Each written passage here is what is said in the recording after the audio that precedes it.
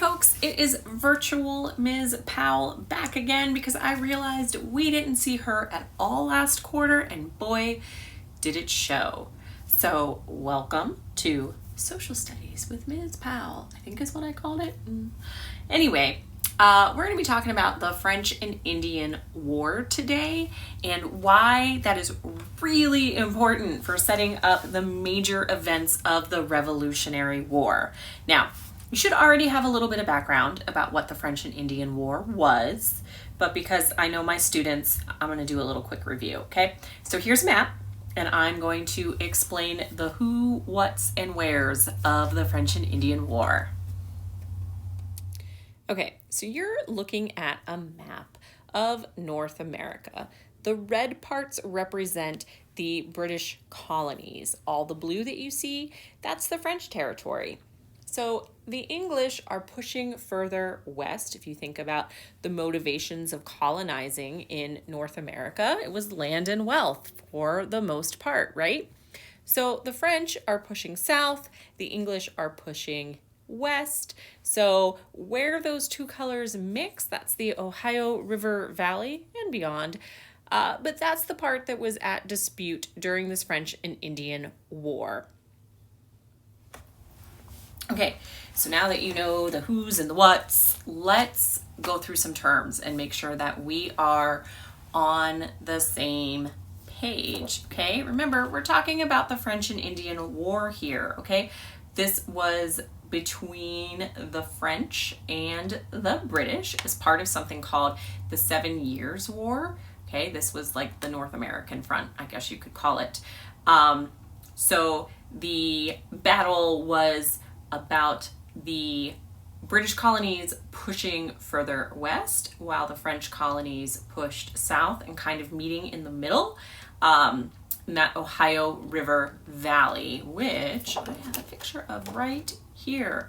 Okay, here's the Ohio River Valley. Okay, it was the location that was fought over during this French and Indian War, and it's also where Ms. Powell was born and raised. So I always thought it was kind of cool. This was one of my favorite things to study, and I don't feel like we ever spent enough time on the French and Indian War, but I always thought it was really cool because it basically happened in my backyard, and I always felt like nothing ever happened where I was from, but not true. The French and Indian War did, so there you go.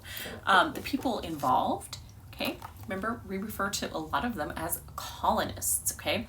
That's a person who settles in a colony, kind of makes sense, all right? But remember, these people are pretty reliant on and supported by a foreign country's government. In this particular case, when we talk about the 13 colonies, that country that we are talking about is England, all right? One of the 3 countries within Great Britain, okay, Scotland and Wales, the other 2, but England right there, okay? There we go. And who is the ruler of England at this particular time? We have King George III, King of the United Kingdom during the American Revolution and also this French and Indian War. And we're going to talk about his role in just a few minutes, but this is kind of where Ben Franklin steps into the spotlight. Okay, we refer to him as a founding father. We'll talk about some issues with that term in just a little bit, but for right now, know that he was a super brilliant guy, right? He was a scientist and inventor. He did some amazing things, but one of the things that he did during the French and Indian War is called the Albany Plan, and I am going to stop and talk about that in just a minute. But the idea was to try to unite the colonies.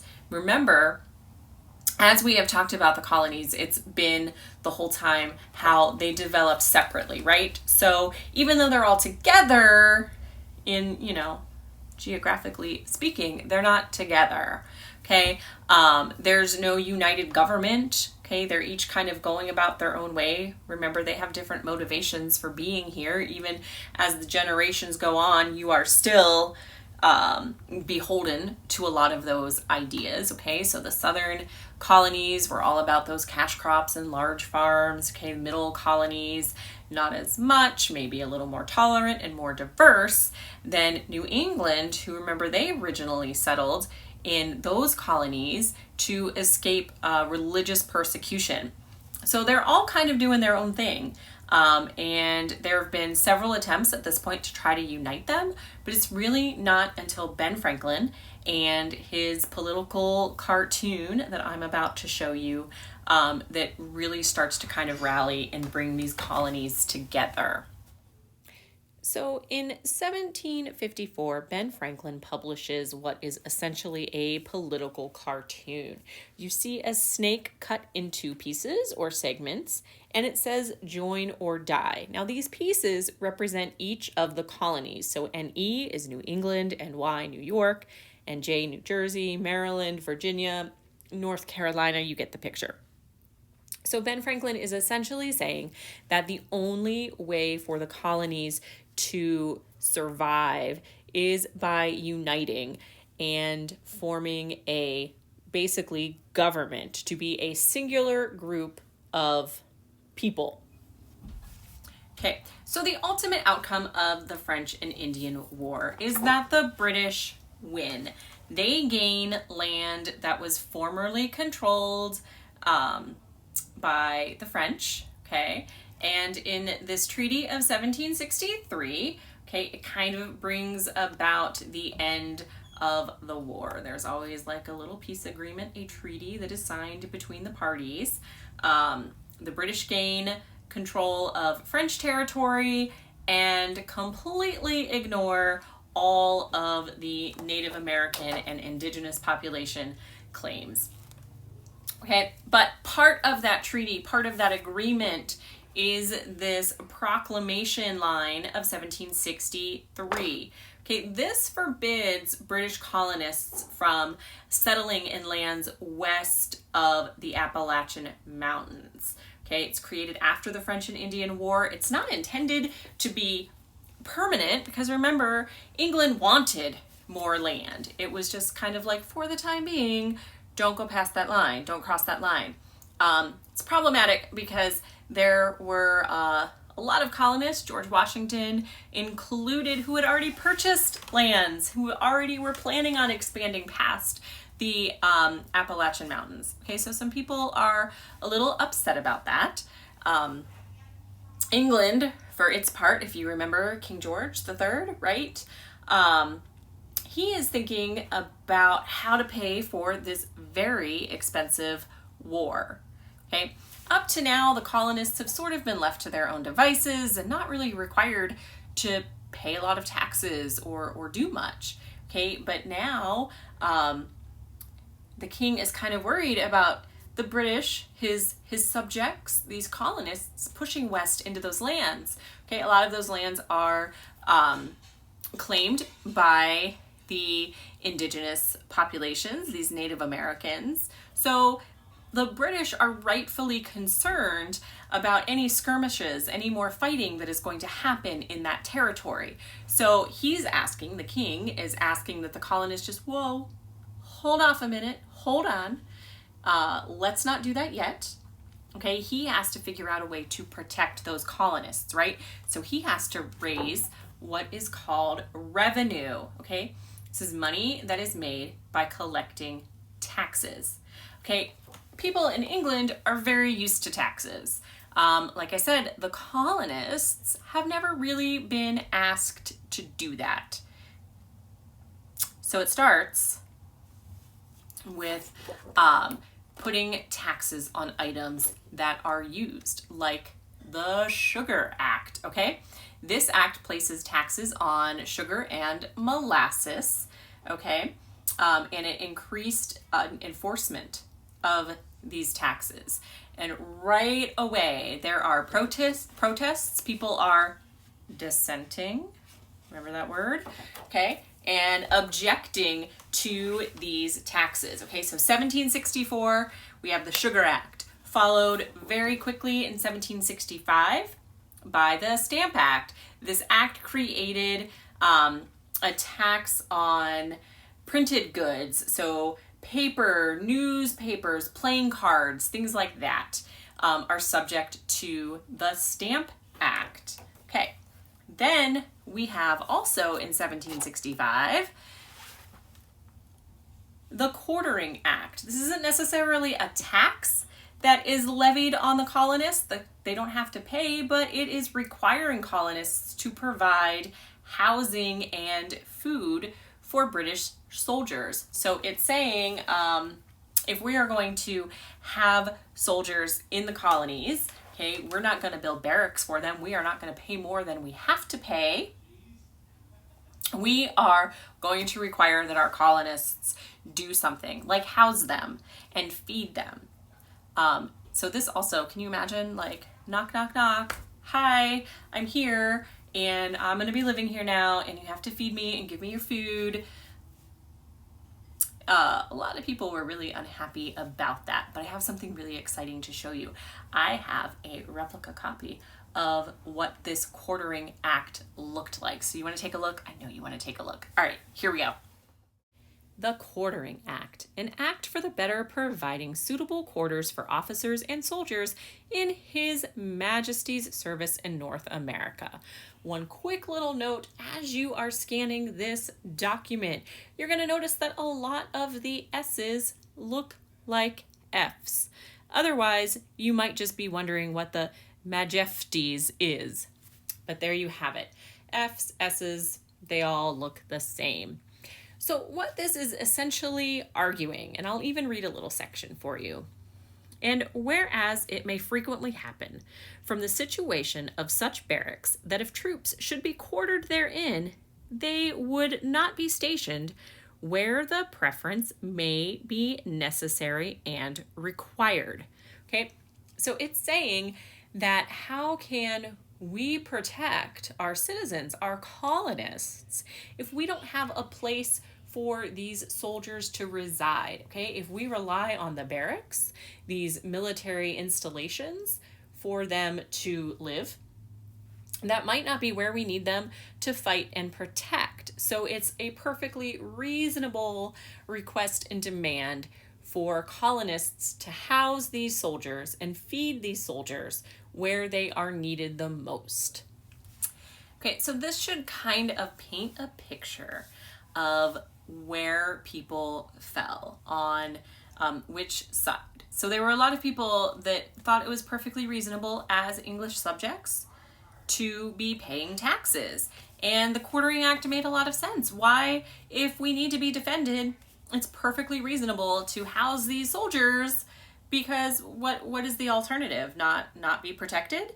But then there was a whole host of people that were like, these taxes, they're bonkers, they're ridiculous, we're not paying it. Furthermore, we think that King George III is a tyrant.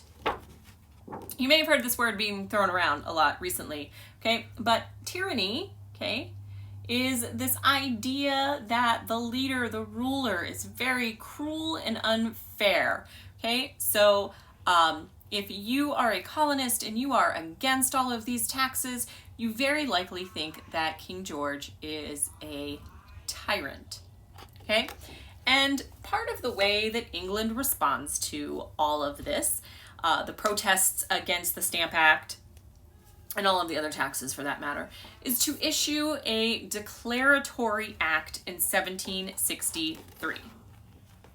Okay, what the Declaratory Act says is that, guess what? As Parliament, we have the right and the power to tax American colonists. Remember, you're still an English subject at this point, so we can tax you. And here's the receipts to prove it, right? So it's like, just a reminder, guys, you still have to do this. Even though you're far, far, far away, you got to do your duty and pay these taxes, okay? And they continue to issue more and more. In 1767, we have the Townshend Acts, and these put taxes on glass, paper, paint, lead, and tea. Okay, and like a week or two, we're going to talk about, wow, how tea really got some things going in the colonies, right? So eventually all of these taxes and these acts get repealed except for the Tea Act. Okay, that tea tax still stays. You are a colonist and you don't want to pay taxes on all of these goods. Okay, if you're a merchant, what are your options? What are you going to do?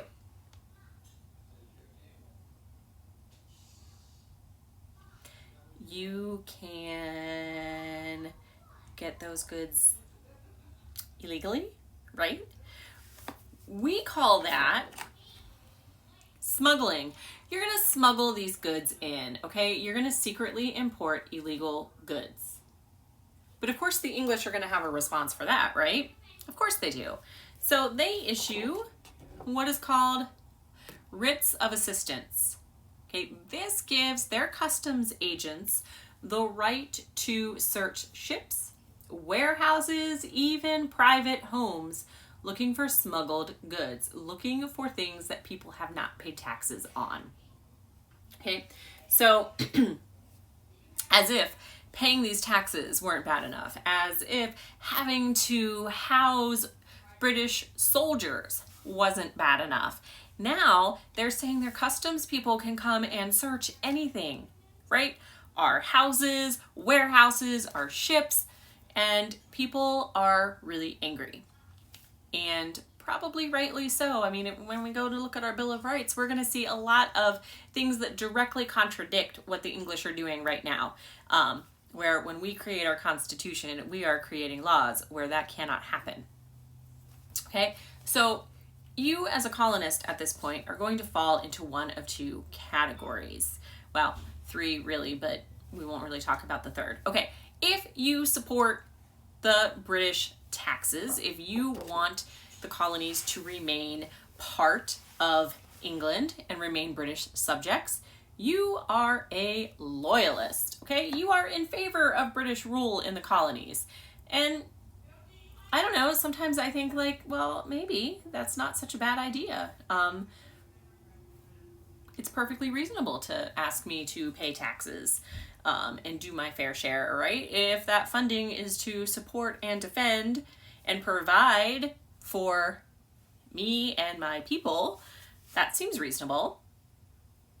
However, if you think that the English took it way too far with a lot of these taxes, with this quartering act and demanding that I house and feed soldiers, if a customs officer can come and search my home for anything that may or may not have been taxed and need proof of that, okay, that's a bridge too far for me. All right, so I might be a patriot and I am in support of American independence. Okay, now there were a whole group of people that were kind of like neutral in it, but like Quakers were pacifists and didn't believe in war. So a lot of Quakers didn't take a side, but generally speaking, you were either for or against American independence. And this is what happens after the French and Indian War. All of these taxes get levied on the colonists and people start to protest and people start to think, maybe there's another way. Maybe we shouldn't be part of the system anymore. What can we do? We can dissent, we can protest. Okay, and what we are going to look at in the next week or so is what the colonists did, okay, as a response to the events of the French and Indian War, which what I said 15-20 minutes ago at this point, was a really important event that leads directly to the revolution because of things that happened because of the French and Indian War, okay? So if you have any questions about it, you know how to get in touch with me. But there is just a little explanation about how the French and Indian War really paved the way for the Revolutionary War and kind of help answers that question, was the Revolutionary War inevitable? All right, hope you guys had a little better understanding about how the events are related. So, like I said, if you have any questions, just let me know, and I will talk to you guys soon.